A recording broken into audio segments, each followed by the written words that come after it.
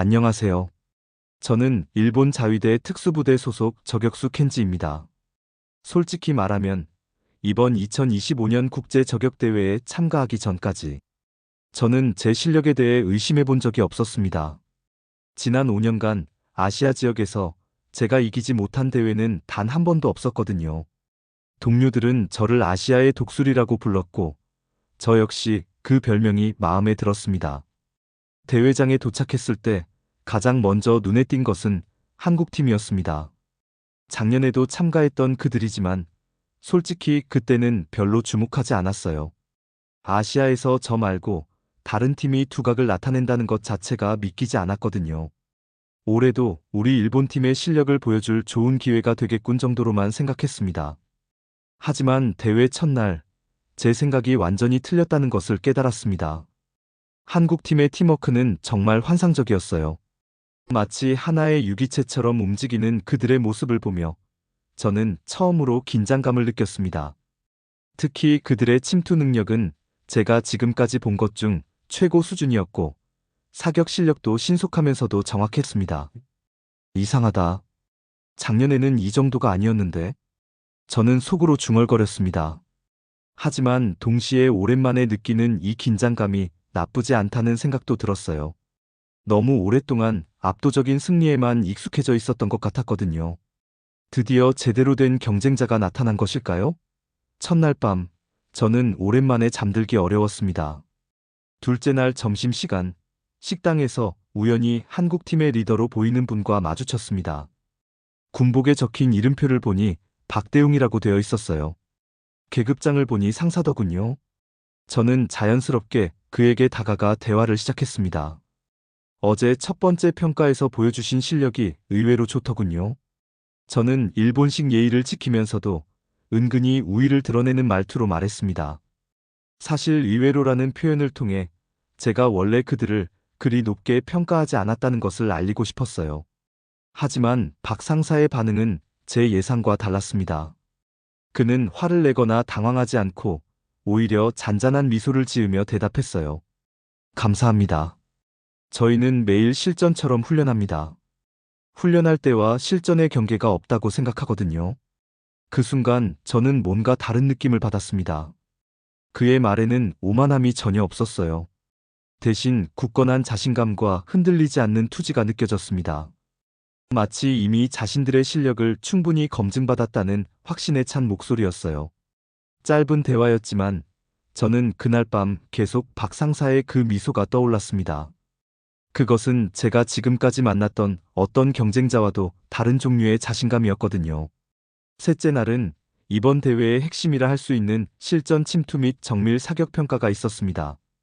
참가자들에게는 지도와 목표물의 좌표, 그리고 실탄 단 한 발만이 주어졌습니다. 적진의 침투에서 목표물을 제거하고 흔적 없이 빠져나오는 것이 임무였어요. 저는 제 노련함을 믿고 있었습니다. 지난 10년간 쌓아온 경험과 기술로 이 정도 임무는 손쉽게 완수할 수 있다고 생각했거든요. 실제로 침투 과정은 순조로웠고 목표물에 대한 사격도 성공적이었습니다. 임무를 마치고 돌아올 때까지 저는 완벽한 수행이었다고 자신했어요. 하지만 결과 발표에서 충격적인 소식을 들었습니다. 한국팀 목표물로부터 385m 거리에서 정확한 헤드샷 성공. 침투 및 철수 과정에서 흔적 제로. 심사위원의 발표를 들으며 저는 귀를 의심했습니다. 385m라고요? 그것도 실전 상황에서 단 한 발로? 더욱 놀라운 것은 그들이 완전히 흔적을 남기지 않았다는 점이었어요. 제 결과는 목표물로부터 280m에서의 성공이었습니다. 결코 나쁜 성과가 아니었지만 한국팀과 비교하면 명백한 차이가 있었어요. 그날 밤 저는 처음으로 제 실력에 대해 진지하게 의구심을 품게 되었습니다. 정말 제가 아시아 최고의 저격수가 맞을까요? 넷째 날, 대회의 하이라이트라 할 수 있는 선별 사격 미션이 시작되었습니다. 이 미션은 아군과 적군이 뒤섞인 복잡한 상황에서 오직 적군만을 정확히 제거해야 하는 극도로 까다로운 임무였어요. 한 명이라도 아군을 실수로 사격하면 즉시 실격되는 규칙이었습니다. 저는 제가 가진 모든 기술을 동원했습니다. 미세한 움직임의 차이, 군복의 색깔 차이, 심지어 걸음걸이의 패턴까지 세심하게 관찰했어요. 옷깃의 작은 차이로 아군과 적군을 구별해내는데 성공했고 정확한 사격으로 임무를 완수했습니다. 제 나름대로는 완벽한 수행이었다고 생각했어요. 그런데 한국팀의 사격을 지켜보는 순간 저는 말 그대로 입이 벌어졌습니다. 그들은 제가 한 명씩 신중하게 식별하고 사격하는 동안 순식간에 여러 목표물을 동시에 정확히 제거해냈어요. 마치 이미 모든 적의 위치를 꿰뚫고 있었던 것처럼 말이죠. 가장 놀라운 것은 그들의 판단 속도였습니다. 복잡한 상황에서도 전혀 망설임이 없었어요. 저는 감탄을 넘어선 경외감을 느꼈습니다. 이것이 정말 인간이 할 수 있는 수준일까 싶을 정도였거든요. 그날 밤 저는 제 자신에게 물었습니다. 나는 정말 그들과 같은 수준에서 경쟁할 수 있을까? 다섯째 날, 저는 심각한 위기감을 느끼고 있었습니다. 지금까지의 결과를 보면 한국팀이 압도적으로 앞서 있었거든요. 제 명예와 자존심이 걸린 문제였습니다. 아니, 그것보다 더 중요한 것은 제가 지금까지 쌓아온 모든 것이 무너질 수 있다는 두려움이었어요. 그날 밤 야간 사격 훈련에서 저는 무리를 했습니다. 한국팀을 이기기 위해서라면 뭐든 해야 한다는 생각에 사로잡혀 있었거든요. 평소보다 더 공격적으로 움직였고 더 위험한 위치에서 사격을 시도했습니다. 제 안전보다는 오직 더 좋은 성과를 내는 것에만 집중했어요. 결과는 참담했습니다. 무리한 움직임 때문에 바위에 발목을 접질리는 부상을 입었고 그로 인해 사격 자세가 불안정해져 명중률이 현저히 떨어졌습니다. 평소 같으면 절대 실수하지 않을 거리에서도 빗나갔어요. 결국 그 미션에서 상당한 점수를 깎이게 되었습니다. 부상당한 발목을 붙잡고 앉아 있으면서 저는 깨달았습니다. 제가 승리에 대한 집착 때문에 저격수로서 가장 중요한 덕목인 침착함을 잃어버렸다는 것을요. 분노와 조급함이 제 판단력을 흐렸고 결국 스스로를 무너뜨린 것이었습니다. 그 순간 저는 한국팀의 침착하고 안정적인 모습이 떠올랐습니다. 그들은 결코 조급해하지 않았어요. 부상으로 의무실에서 치료를 받고 있는데 뜻밖에도 박대웅 상사가 찾아왔습니다. 그는 손에 응급처치 용품을 들고 있었어요. 괜찮으십니까? 어제 야간 훈련에서 다치신 것 같던데. 그의 목소리에는 진심 어린 걱정이 담겨 있었습니다. 저는 당황스러웠습니다. 제가 라이벌로 여기고 있는 그가 왜 저를 걱정해 주는 걸까요? 괜찮습니다. 이 정도는 아무것도 아니에요. 저는 강하게 대답했지만 내심으로는 그의 배려가 고마웠어요. 박 상사는 제 발목에 테이핑을 해주면서 말했습니다. 승리를 위해 무리할 필요는 없습니다. 진짜 강자는 스스로의 페이스를 조절할 줄 아는 법이니까요. 저희가 매일 실전처럼 훈련한다고 말씀드렸잖아요. 그것은 무리하라는 뜻이 아니라 항상 최적의 컨디션을 유지하라는 뜻입니다. 그 순간 저는 큰 깨달음을 얻었습니다. 제가 승리에만 집착해서 진정한 저격수의 미덕인 냉정함과 인내심을 잃고 있었다는 것을요. 한국팀의 압도적인 실력은 단순한 우연이나 행운이 아니었습니다. 그것은 피와 땀으로 이뤄낸 결과였고 무엇보다 올바른 마음가짐에서 나온 것이었어요. 저는 그제야 진정한 경쟁자가 무엇인지 알게 되었습니다.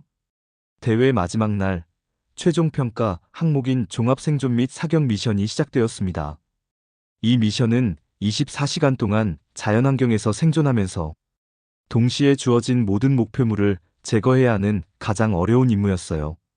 체력, 정신력, 기술력이 모두 필요한 종합적인 평가였습니다. 이번에는 달랐습니다. 저는 더 이상 한국팀을 이기는 것에만 집착하지 않았어요. 대신 제가 할 수 있는 최선을 다하기로 결심했습니다. 박 상사의 말이 계속 머릿속에 맴돌았거든요. 진짜 강자는 스스로의 페이스를 조절할 줄 아는 법이라는 그 말이요. 24시간 동안 저는 제 한계를 시험했습니다. 무리하지 않으면서도 최고의 집중력을 유지했고 각 사격마다 완벽한 준비를 했어요. 한국팀도 마찬가지였습니다. 그들은 여전히 놀라운 팀워크를 보여주면서도 각자의 역할을 완벽하게 수행했습니다. 미션 중간중간 우리는 서로 마주쳤는데 그때마다 진심 어린 존경의 눈빛을 주고받았어요. 이상했습니다. 분명히 경쟁자인데도 불구하고 그들을 보면 적대감보다는 동료애 같은 것이 느껴졌거든요.